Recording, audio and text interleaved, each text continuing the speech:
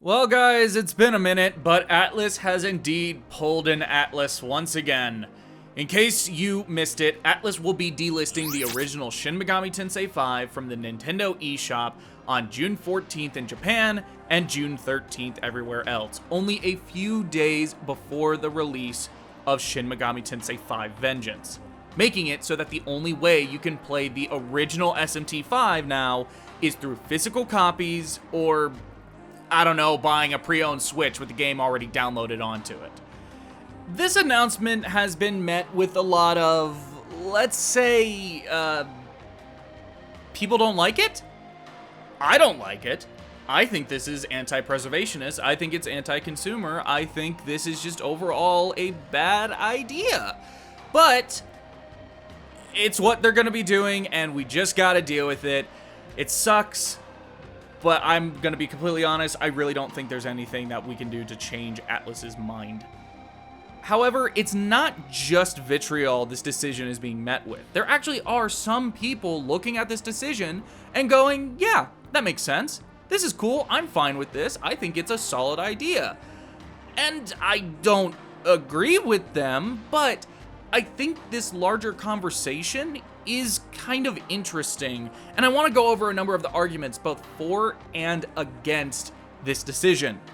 Now, before we get into this, I think we need to establish the real reason why Atlus is doing this. They are doing this because they don't want people buying the original Shin Megami Tensei 5 at a cheaper price right at the same time that Vengeance comes out at full price.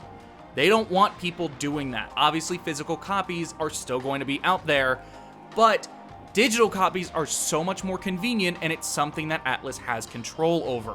So, get rid of it. Vengeance is likely to sell better. But that's just the corporate perspective. What about the consumerist perspective? How can this benefit me and people like me? Well, for starters, probably the best argument you can make is that it's less confusing for the consumer. It prevents people who don't know any better from trying to buy Vengeance and then buying the wrong version. Genuinely, this is the best argument for this. I totally get this. I don't really have anything in response to say. It just, yeah, this makes complete sense. I get it.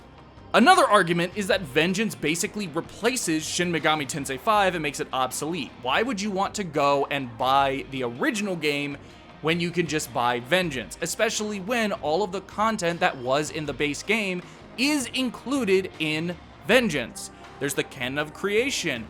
All of the DLC is still included. All of the maps are still there. Everything is there, plus a bunch more. New combat mechanics, new traversal mechanics, tons of new demons, reworked balancing, all of these things.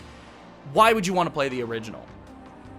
Well, first off, there are still mechanical changes that make the canon of creation different from the original version. While I will fully admit that Vengeance practically nullifies the point of purchasing the original release from a consumer's perspective, there are still two things it cannot nullify: base SMT5 as its own experience, and someone's opinion. What if, say, someone wants to buy Vengeance, loves it, and then wants to go back and see for themselves how SMT5 originally was? That way they can better appreciate all of the updates SMT55 made. Sure, it's just a hypothetical, but I don't think this is that outlandish of a scenario. The option should still be there if someone wants to revisit the original experience. The story being included in Vengeance is not the same story, or at least the same experience, due to the changes being implemented. Even just the reworking of level scaling is going to have massive implications on how the game is played, regardless of which campaign you are playing. Another argument you could make actually completely disproves something I've said so far, and that is the fact that base SMT5 is not actually cheaper. It's still $60. And that is completely true. If you were to go on the eShop right now, it is still $60 on there. It's no cheaper than Vengeance will be at launch. But I would say it's way more likely to become cheaper. The reason being that the older the product is, the more likely it is to go on sale. SMT5 is 2.5 years old. It will be 3 in just a couple of months. And in that time, it has gone on sale more and more often. Doing this, taking it off, and then putting Vengeance up there is going to be resetting that counter. I am sure Vengeance will go on sale eventually, but for the time being, it will not be going on sale anytime soon. Maybe for the holidays, maybe. I wouldn't be surprised if we don't see it at a cheaper price until next year.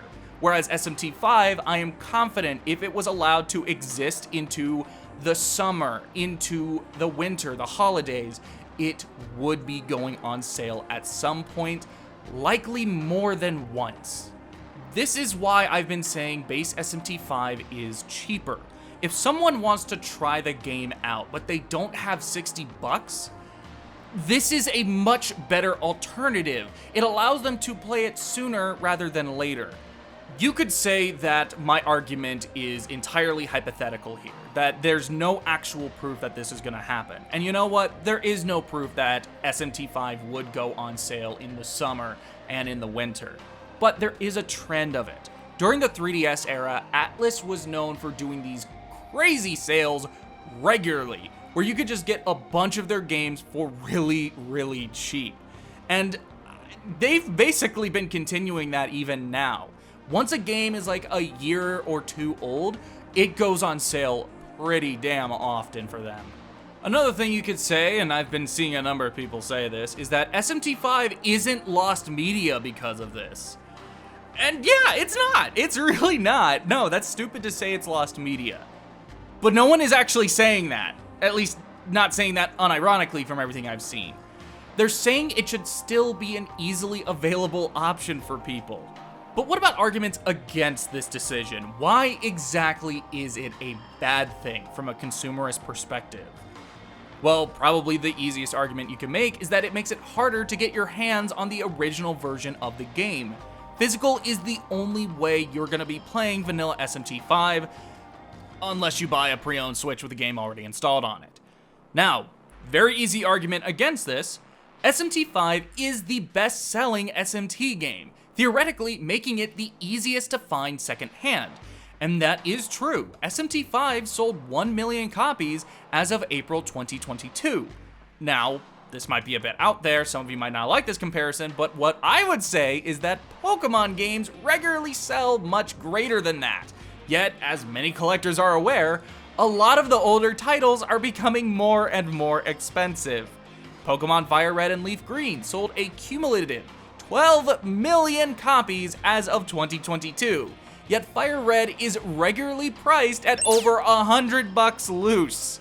Now, to be fair, Pokemon is a very unique case. Many series have sold way less than Pokemon, yet are much easier and cheaper to obtain. My point is that being the best selling does not necessarily mean the game will be easily obtainable. Another thing is that this decision is the biggest reason for people who bought the original game to feel as though they bought an unfinished product. Regardless of whether I agree with the decision, it could still very easily lead people to feeling like they made a mistake in purchasing the game, further halting any potential purchases of Atlus products in the future until an enhanced re-release comes along.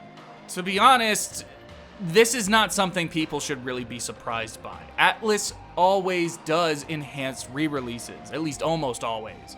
People should be aware that when they buy a brand new Atlus game, that there is a strong likelihood that there will be a version 2 to 3 years from now that is just this, but way, way better.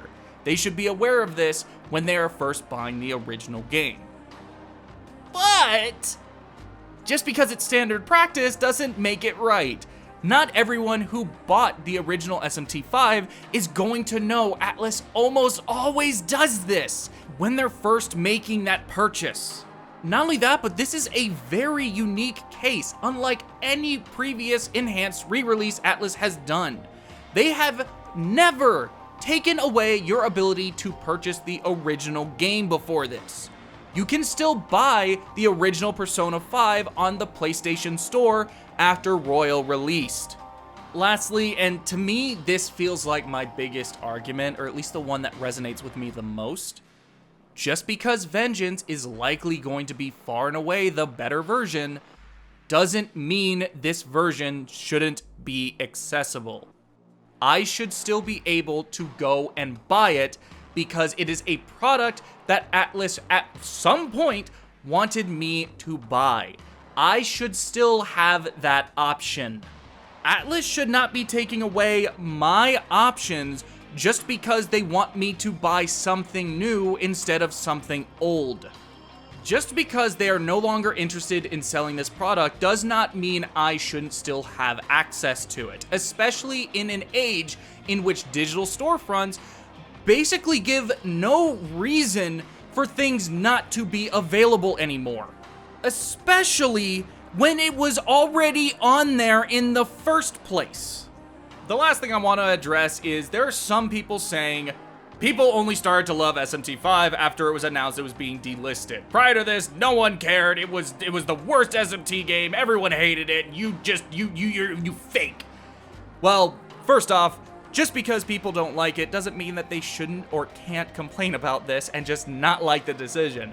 Second off, screw you. My review was titled Shin Megami Tensei 5 is a god game. I am one of SMT5's strongest soldiers. If there's anyone who has a right to complain, it should be me. But what do you think of SMT5 getting delisted? Do you think this is a great idea? Are there some other arguments both for and against it I just didn't think of? Let me know down in the comments below, and while you're there, make sure to like, subscribe, and hit the bell to be notified of all my future uploads. We got SMT5 Vengeance coming out. Did you hear about this? Did you know about this? But I'm definitely going to be covering it. There's also 1,000 Year Door, which I'm very excited for, that I'm going to be doing a video on because this is my channel. Anyway, if you want to support the channel directly, check out my Patreon. For as little as $1 a month, you can get new videos like this one a day early. I'm going to go and edit this video. Goodbye. Have a nice day.